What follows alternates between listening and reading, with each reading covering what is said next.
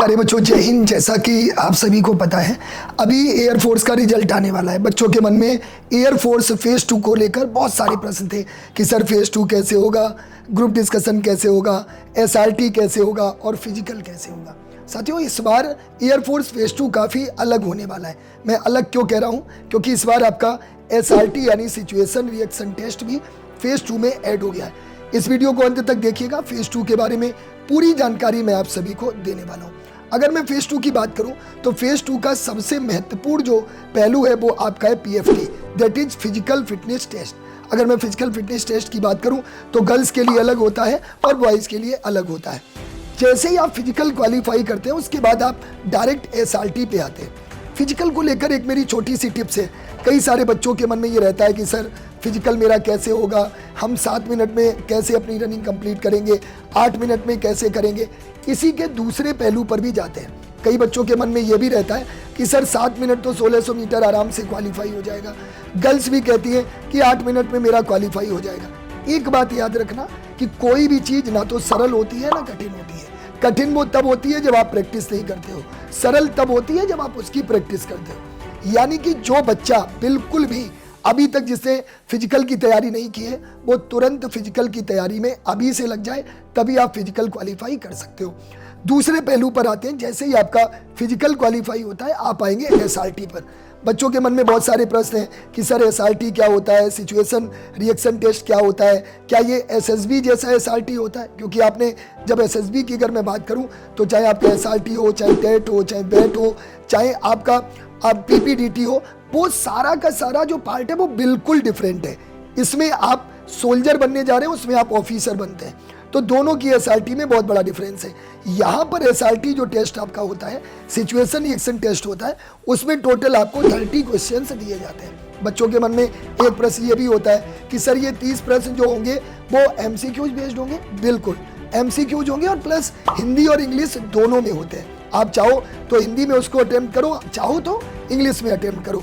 जैसे अगर मैं प्रश्नों की बात करूं तो बहुत सारे प्रश्न इसमें होते हैं।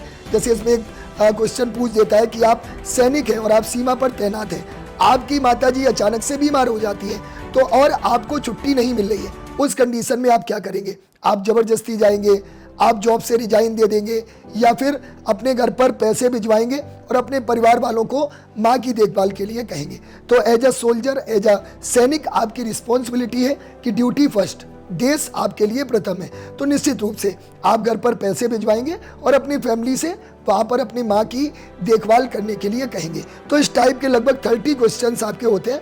20 से 25 मिनट आपको मिलने वाले हैं। जैसे ही आप एसआरटी क्वालिफाई करते हैं, कई बच्चों के मन में ये रहता है कि सर क्या एसआरटी में बच्चे बाहर भी होते हैं, आउट भी होते हैं? बिल्कुल होते हैं। जो बच्चे सच में अगर आप निगेटिव रिस्पॉन्ड करते हैं, आप उनका सही से जवाब नहीं दे पाते हैं, तो आप एसआरटी में भी बाहर हो सकते हो। इसमें कोई भी बड़ी बात नहीं है। यानी कि आपको इसके लिए भी अच्छे से प्रैक्टिस करनी पड़ेगी। लास्ट जो आपका पार्ट आता है वो आपका आता है ग्रुप डिस्कशन। अब ग्रुप डिस्कशन में भी आपके 3 पार्ट हो जाते हैं। पहला तो आपका राइटिंग पोर्शन हो गया, दूसरा आपका नरेशन हो गया और लास्ट में आपका होता है ग्रुप डिस्कशन। तीनों पार्ट बिल्कुल डिफरेंट है। मैं डिफरेंट क्यों कह रहा हूँ? राइटिंग पोर्शन की अगर मैं बात करूं तो इसमें आप टॉपिक के बारे में लिखते हैं। हालांकि ऑफिसर टॉपिक के बारे में बोलता है या फिर ऑलरेडी वहां पर साउंड होता है जिससे टॉपिक के बारे में बोला जाता है और आप उसको A4 सीट में लिखते हैं। लिखते टाइम भी आपको बहुत सी चीज़ों को ध्यान रखना है। ओवर राइटिंग नहीं करनी है, टाइम का भी विशेष ध्यान रखना है। आप उसको लाइन में लिखो, मतलब पॉइंट वाइज लिखो, पैराग्राफ वाइज मत लिखो। सेकेंड पार्ट आपका नरेशन कहा जाता है। नरेशन एक ऐसा पार्ट होता है जिसमें आपका पूरा जीडी डिपेंड होता है। बिल्कुल, आप बिल्कुल सही सुन पा रहे हैं। 1 मिनट का समय मिलता है। 1 मिनट में आपको 10 to 15 सेकेंड्स में इंट्रोडक्शन देना होता है और 45 सेकेंड्स में आप उसी टॉपिक के बारे में बोलते हैं जो टॉपिक आपने ऑलरेडी अपनी रफ सीट में और फेयर सीट में लिखा होता है। लास्ट पार्ट आपका आ जाता है ग्रुप डिस्कशन। प्यारे बच्चों, अगर मैं ग्रुप डिस्कशन की बात करूं तो एक नरेशन और ग्रुप डिस्कशन में बहुत बड़ा डिफरेंस है। बच्चा कई बार कंफ्यूज होता है और पूछता भी है सर नरेशन और ग्रुप डिस्कशन में क्या डिफरेंस है।